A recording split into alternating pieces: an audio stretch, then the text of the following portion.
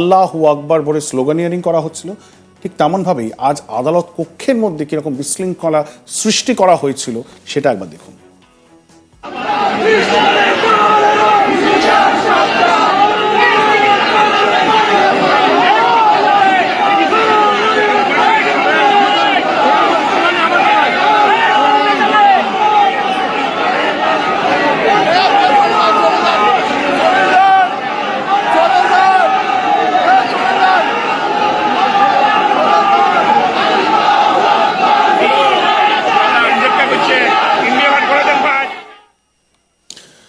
ছবি আপনারা দেখলেন এবং এটা থেকেই আপনারা আভাস পাচ্ছেন এটা হচ্ছে কোর্ট রুমের ছবি। যে কোর্টের মধ্যে বিচার প্রক্রিয়া হবে সেই কোর্টের মধ্যে আল্লাহু আকবার স্লোগান দিয়ে বিচার প্রক্রিয়াটাকে কিভাবে ভেস্তে যাওয়া যায় সেটা সব রকম পরিকল্পনা করছেন সেই আদালতেই যারা কর্মরত আইনজীবীরা রয়েছেন চট্টগ্রাম বার অ্যাসোসিয়েশনের তারা। এই হলো এই মুহূর্তে সেকুলার বাংলাদেশের নমুনা।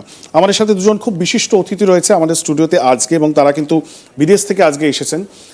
আমাদের সাথে রয়েছেন আমার ডান দিকে চিত্রা পাল, তিনি সুইডেন থেকে এই মুহূর্তে আমাদের সাথে যোগ দিয়েছেন, এবং অরুণ দত্ত আমাদের সাথে রয়েছেন, তিনি এসেছেন কানাডা থেকে, সুদূর কানাডা থেকে। এবং তারা দুজন কেন এই মুহূর্তে কলকাতায় রয়েছেন বা ভারতবর্ষে রয়েছেন তার কারণ এনারা দুজনেই global Bengali Hindu coalition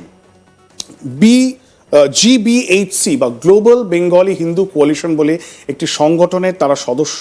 in fact অরুণবাবু এই সংগঠনের একেবারে প্রতিষ্ঠাতা সদস্য এবং তারা বিভিন্ন দেশে অ্যাকচুয়ালি তারা সবাই বাংলাদেশি নাগরিক ছিলেন, বাংলাদেশে তাদের ভিটে মাটি, এবং তারা এই হিন্দু সমাজের হয়ে তারা বাংলাদেশ থেকে যখন বেরিয়ে এসেছেন, বাস্তুচ্যুত হয়েছেন, আজকে অন্যান্য দেশে গিয়ে বাংলাদেশের যে মাইনরিটি হিন্দু কমিউনিটি তাদের যে দুর্দশা, বিগত কয়েক দশক ধরে যে দুর্দশার সম্মুখীন তারা হচ্ছেন, বাংলাদেশের হিন্দু সমাজে যে পপুলেশন, সেই পপুলেশন কার্ভটা এই মুহূর্তে ডিক্লাইনে, সেটা নিয়ে তারা লড়াই করছেন। এবং আজ এই মুহূর্তে মোহাম্মদ ইউনূসের যে ইন্টারিম সরকার চলছে তার আমলে যে ধরনের আক্রমণের শিকার হচ্ছেন হিন্দুরা, সেটা নিয়ে তারা কিন্তু সরব হয়েছেন বিদেশে এবং তারা ভারতবর্ষে এসেছেন। কেন?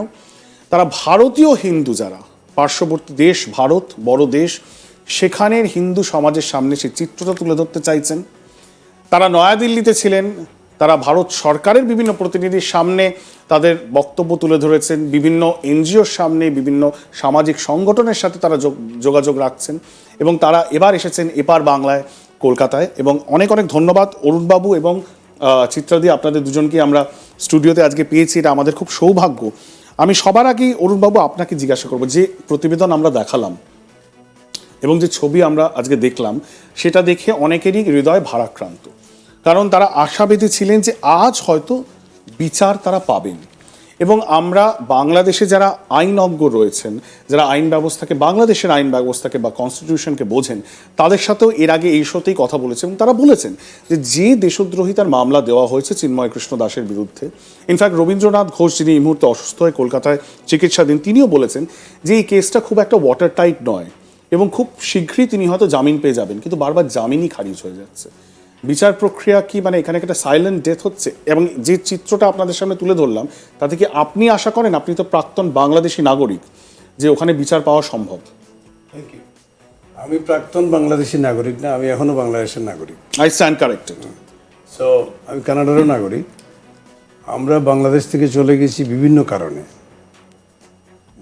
মোটামুটিভাবে 53 ইয়ার্স আমরা অত্যাচারিত হচ্ছি।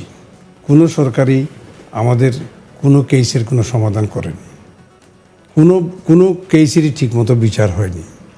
আজকে যেটা দেখছেন আদালতে, এটাই সাম্প্রদায়িক বাংলাদেশের চিত্র। আমরা সবাই বলে অসাম্প্রদায়িক বাংলাদেশ, এবং অসাম্প্রদায়িকতা নিয়েই এই দেশের জন্ম হয়েছিল, সেকুলারিজম নিয়ে। সেইটার বিন্দুমাত্র অবশিষ্ট নাই দেশে, নেই।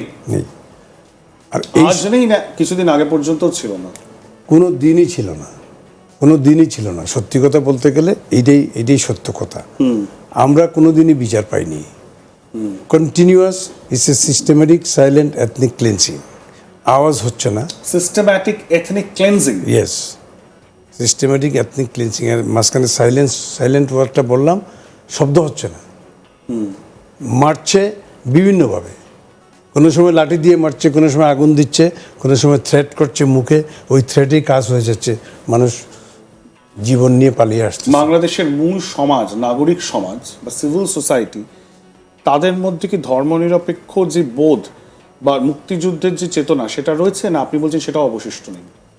অনেকেই আছে এখনো সেকুলার, মুক্তিযুদ্ধের পক্ষের লোক অনেকেই আছেন, কিন্তু যখন হিন্দুদের উপর অ্যাটাক হয় ওই রকমভাবে তাদেরকে সরব হইতে আমরা দেখি না। 2-4 জন আছেন রিনাউন্ডের মধ্যে, শাহরিয়ার কবিরের নাম বলা যায়, ডক্টর মেজবা কামালের নাম বলা যায়, তো সংখ্যাটা খুব কম। যারা ভয়েস রেইজ করেন এরকম সংখ্যা খুব কম। অনেকেই ভিতরে ভিতরে ধর্মনিরপেক্ষ, কিন্তু আওয়াজ তুলেন না। মেজরিটির সাপোর্ট যদি আমরা না পাই, আমরা কোথাও দাঁড়াইতে পারি না। আজকের চিত্রটা দেখেন, আদালতে যদি এই স্লোগান হয় আল্লাহু আকবর, তাহলে কোথায় আছে বাংলাদেশের ধর্মনিরপেক্ষতা? আছে কোথায়? নাই। আইনসভা তো একটা ধর্মনিরপেক্ষ স্থল। তো সেটা নাই। আর বাংলাদেশের কনস্টিটিউশনে ধর্মনিরপেক্ষতা যেরকম আছে, সাথে আবার ইসলাম ও রাষ্ট্রধর্ম সেটাও আছে।